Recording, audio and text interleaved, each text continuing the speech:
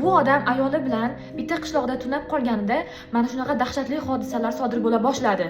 Videoni boshida ko'rishimiz mumkinki, ular palatkaning ichida nimalarnidir bahslashib, muhokama qilishib o'tirgan edi. Lekin bir zumda eshitilgan bu g'ayritabiiy ovoz ularni juda ham qo'rqitib yubordi. Ular shu zahoti chiroqni o'chirib, jimgina kutishni boshlashdi.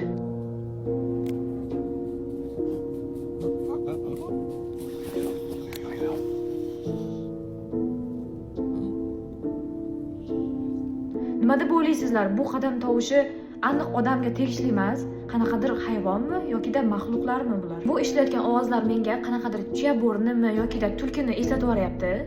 Lekin to'satdan eshitilgan mana bu ovoz menimcha aniq hayvonga tegishli emas edi. Sizlar mana shunaqa holatda bo'lganinglarda nima qilgan bo'lardinglar? Ko'rib turganimizdek, ularda hech qanaqa himoya vositalari yo'q. Voqea davomida esa ular umuman kutmagan hodisa sodir bo'ldi. To'g'risi men bunaqa holatga tushganimda aniq qo'rqqanimdan baqirib olgan bo'lardim. Bu holat bo'yicha o'zingizlarning fikrlarini kommentariyada qoldiringlar va keyingi videolarda ko'rishguncha